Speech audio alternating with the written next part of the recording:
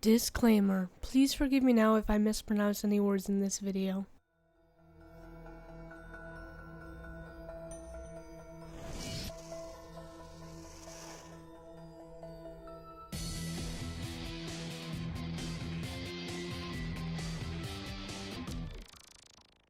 Anubis, name given by the Greeks, also known as Ampu and Impu in Egyptian.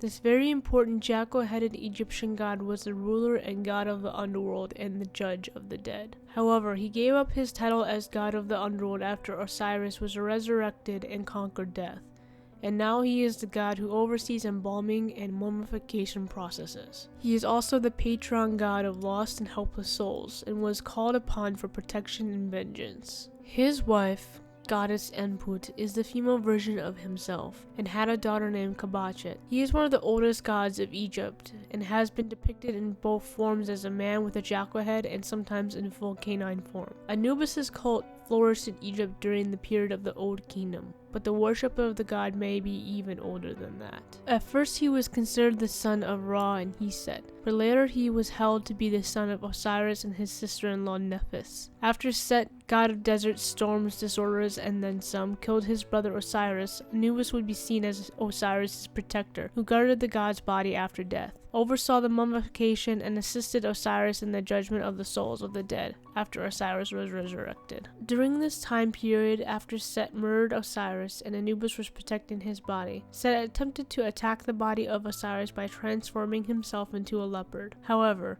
Anubis fought and subdued Set. He branded Set's skin with a hot iron rod, flailed him, and wore his skin as a warning against evildoers who would desecrate tombs of the dead. Even though this information would be cool, I only found this information from 2 YouTube videos and nowhere else, so I can't promise the truth of this tale. The priests of Anubis were male, and wore masks of the god made of wood in performing rituals. They were seen as great healers. The center of the god's cult was in Upper Egypt of Sinopolis, but there were shrines of him throughout the land. For Christians in the Middle Ages, images of Anubis reinforced folk legends of were-jackals that would attack unwary desert travelers.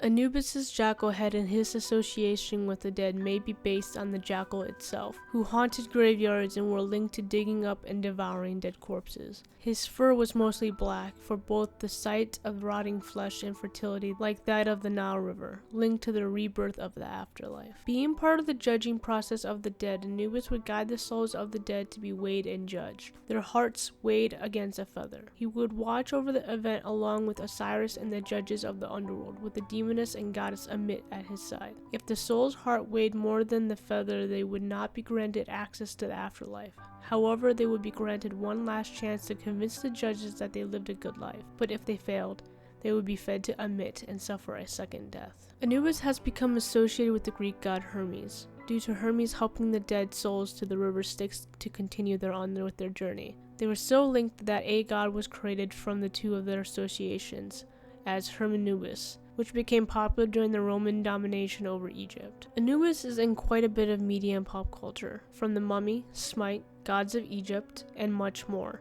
Even in Pokemon realm, where Lucario is based off of Anubis. This guy will forever be an important part of history. What do you think?